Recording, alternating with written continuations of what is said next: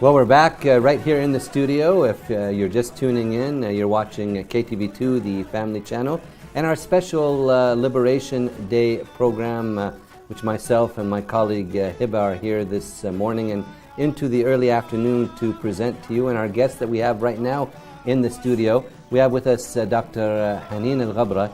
And Dr. Haneen is a communication and cultural studies expert at the Mass Communication Department at Kuwait University.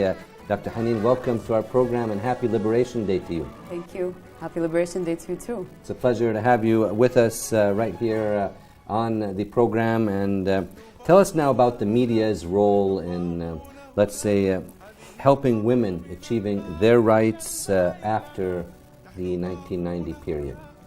Well, I think in general, if you look at the media, especially now with the rise of social media, especially after the 90s, I think it plays a big role in how women have been able to take ownership over these platforms, because it's no longer the traditional, I mean, we still get the newspaper and we see the traditional forms of media and TV, right? But social media has made it easier for it to spread.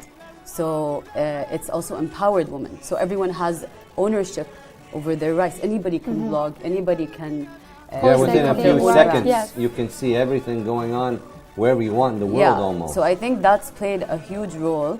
And I think also the government after Gulf War wanted to empower women.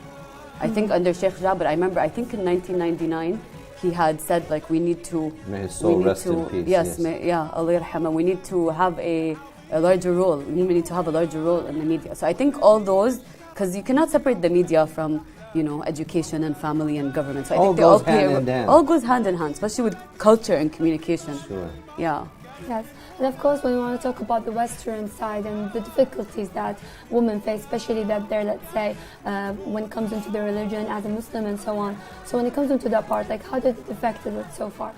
I think, and I don't want to be negative, but I think we only want positivity. Positivity, I'll try. Okay, I'm going to try. So I think women, because they're more empowered with social media, they're able to defend their position. But I think the Western media has really tarnished our image. And what in the way, for example, every time the US wants to go to war, or they want to go into, let's say, Afghanistan or Iraq or any other Arab country, let's think about even not just Kuwaiti women, Muslim country, they always use the Muslim women to go in politically, economically, and so it feels like they're using us. So, and it's not that, okay, we don't have oppression. Every country has oppression in a different way.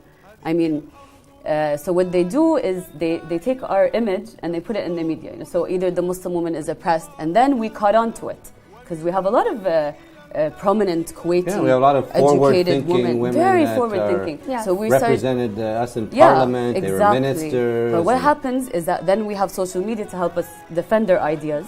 So we're like, so we say in general, the women, that we're not oppressed, and oppression is in different forms, in different outlets. So you cannot portray us in this manner. And so what did the Western media do? Western media adapts. They're very, very smart.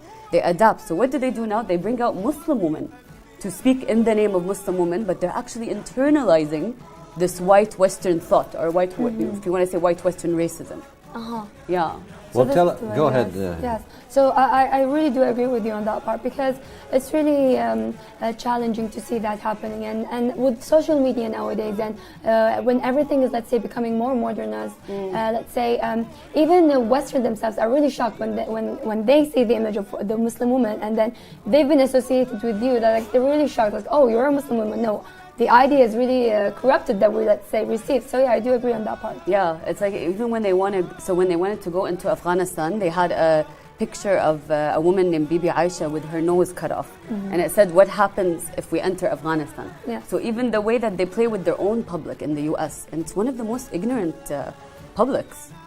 Well, no, with all every public and has have their respect and everything like that. But moving on now, Dr. Haneen, you recently won an award in intercultural communication.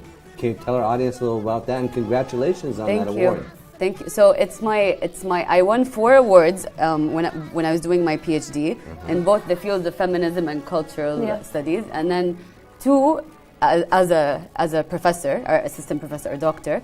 And the last one was about the rhetoric. When I say rhetoric, I mean like the words that we use to talk about different cultures. So Mexico, and so along with my advisor, who was my advisor at the time, very dear friend, Dr. Bernadette Calafel, we wrote a paper about how they speak about Palestine in contrast to, in comparison to Mexico. Okay. So the same words around the border, around the wall, and the same ways that they try to keep the Palestinians oppressed, the same way that they keep the Mexico border U.S. issue also, and how they keep the Mexicans or the Latinos oppressed. And so we did this study on it, and we were just trying to see similarities, because oppression manifests in the same way, in different ways, in the same way, in different cultures.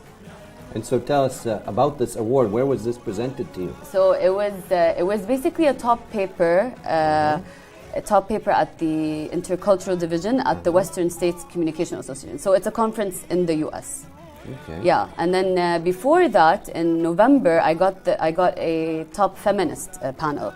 Okay. So I think feminism is very close to my heart. Feminism and culture. Yes. So yes. yeah. So when it comes into that part, of course, like how important is today for that to be, let's say, presented, and especially to women in social media itself? I think we need to build awareness that every woman has a different experience. The feminism that we're hearing, and like when I ask you feminism, what's the first thing that comes to mind? Equality, right? Mm-hmm. That's not the feminism that applies to us, because the feminism that we're listening to, it's not that it's wrong, but it's from a Western point of view. Yeah. But it's completely different from. So woman what, to in woman. your opinion, applies to us? To every single culture, not even just us, is to be aware of the privileges that you have. Okay. So if I have a PhD, that's a privilege.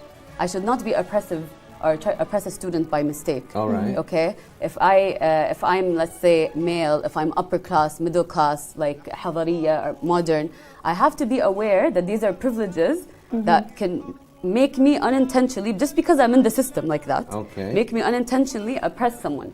Yeah. That's what we call intersectional feminism. All right. To look at the intersecting, basically, points of your identity. Okay. So but I in could general, be do you oppressed. feel that women in Kuwait, during this period after the 90s, so would have been achieving more?